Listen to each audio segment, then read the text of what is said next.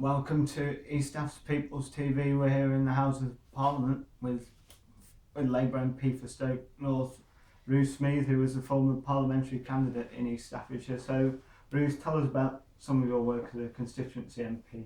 Okay, well, as you said, I got elected for the first time in May, so I'm just still on my tour of firsts. So I've had my first PMQ, I've had my first debate, I've had my first speeches, my first Westminster Hall debate and adjournment debate. So we're still trying to figure out how this place works and what I can actually use it for to improve the situation of my constituents, which I am very honoured and privileged to represent in Stoke-on-Trent North and Kidsgrove. So it's been a little bit it's been a challenge. My mum says I've now lost my my political virginity because I've had my first PMQ, so I'm not quite sure what that means and where we go from there, but now it's about how we turn the issues that I'm passionate about for my constituents into reality. So those range from better paid and more high skilled jobs in my constituency to issues around holiday hunger and what happens to children that qualify for free school meals during the school holidays.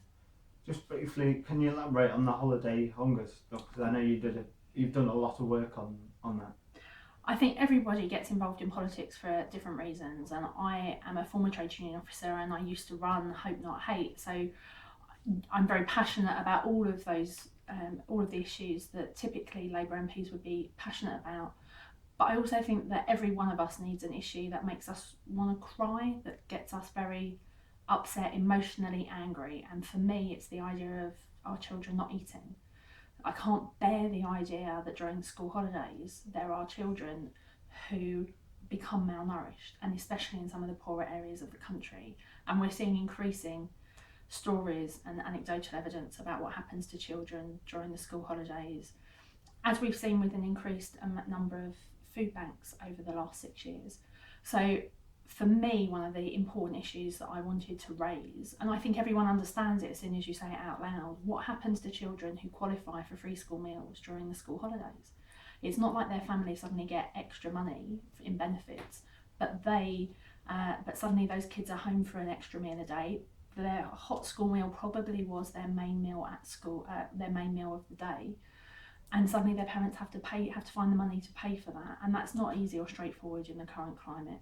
So on that basis, we've got to look at other ways of provision, and I wanted to both raise the issue, so highlight the issue, put a spotlight on it, and then come up with solutions to how we can raise involvement and engagement in it. Moving on to politics, has David Cameron undermined the office of Prime Minister? In relation to Panama Papers? It could be in relation to a whole series of different activities. I think we've got to be really clear what he's actually done, and in terms of, and I still don't think we know, the idea that you put out a different statement on the same issue on 5 consecutive days, I find incredibly concerning. And there is a difference between what is illegal and what is morally wrong. So I would say, as Prime Minister, he has to be paying tax in the UK. He wants to represent and does represent the British people on a global stage, so his taxation needs to be clear, transparent, and in the UK, as should every elected member of Parliament.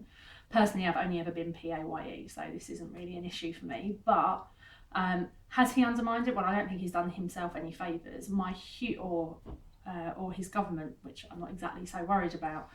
But what I am concerned about, I'm a passionate European. I think we've got to be arguing to stay in the upcoming referendum, and he's undermined the case and the trust in him as a leader for that, and therefore he's going to make our job potentially a little bit harder convincing people to stay in Europe. It's a distraction, he's an idiot, and he should be held accountable for everything that he's actually done wrong and for any perception that he's done wrong.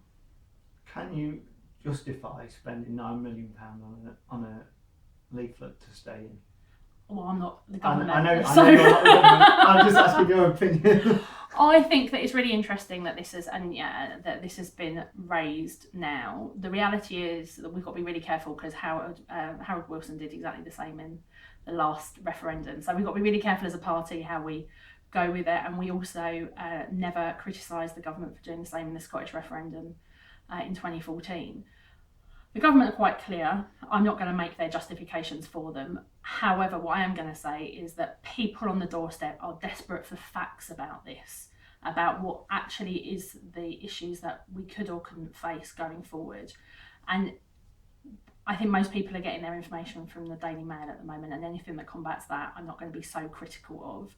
We also haven't seen the content yet, and this was written by civil servants, so we don't know whether this was a fact-based piece of communications or how much spin was in it. And until we see that, I'm not going to attack the government for doing it until I see exactly what they've done. As a Staffordshire MP, Yeah.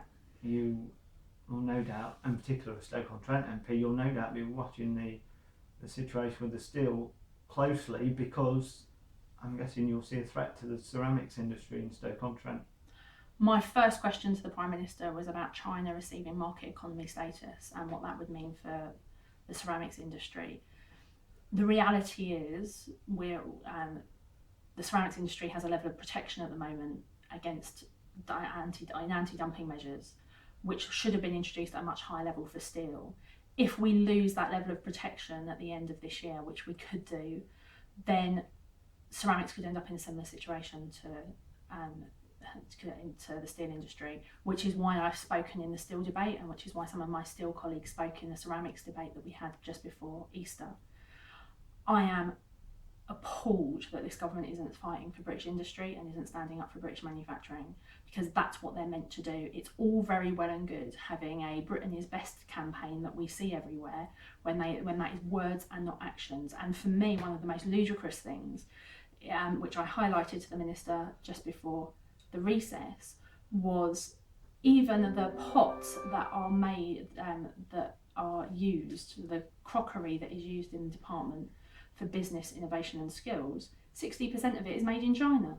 So the idea, they don't follow any part of this through in themselves. It's all rhetoric and not real. And what we need and what the steel industry needs is actions, not words. Moving on to certainly what's going to be a big election in Staffordshire, although one that's not going to, it's probably going to go under the radar slightly. How dangerous is Matthew Ellis's planned police and fire merger? I am horrified, and it's not just Matthew Ellis, because the government have also brought the fire ministerial responsibilities into the Home Office. So we could see this nationally. But Matthew Ellis has proven not to be an effective public servant in my view. He doesn't respond to my constituents' emails or letters, and he turns up at the opening of an envelope, but not actually to fundamentally deal with the issues that we face. In terms of policing and crime in our area, and definitely not about neighbourhood policing. One of my significant concerns about any merger of the fire service and the police forces, we use these people and these forces, these public services, for very, very different things. And think about some of the most vulnerable of our communities. They're much more likely to have a positive, friendly relationship with a fire officer because they see that as someone who's very much with them, as opposed to a police officer who they might see visit them for different reasons. And I think of that as the most vulnerable members of our community see these blue light services in totally different ways, and that's one of the issues why I'd be concerned. There's community tension responsibilities here too. Finally, you obviously will know East Staffordshire well from... I do. You do. Don't think there's a street I haven't door knocked. What's Labour got to do to take Burton and your Toxteth back? I am adamant that we will at some point beat Andrew Griffiths. I'm really sorry, Mr. Griffiths, but the Labour Party is coming for you.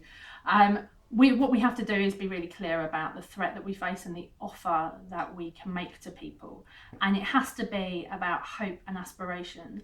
Our party is at its best when it's offering a genuine vision of the world for the next generation. When we talk about the great white heat of revolution of technology, when we talk about what's on offer for your future, for your children and your grandchildren, we've got to recognise that this is the first generation of people who think their children's lives will be worse than their own. And we live in one of the richest countries in the world. That's a disgraceful place to be in.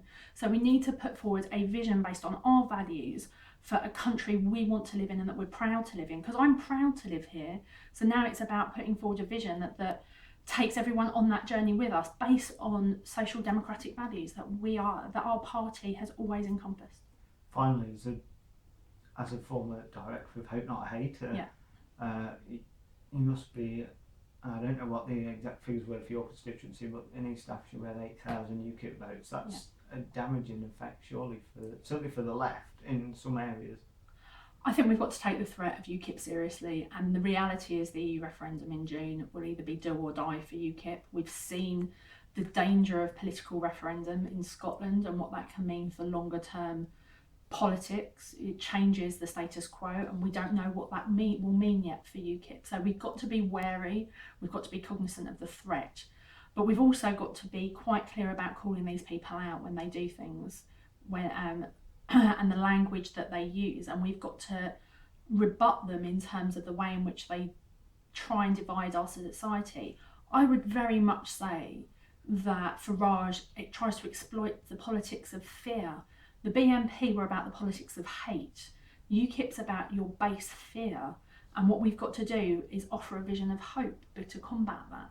And that's the way in which we need to defeat them, and we need to defeat them in every house, in every doorstep. We need to take the argument on and not run away from it, which is what historically we've been prone to do.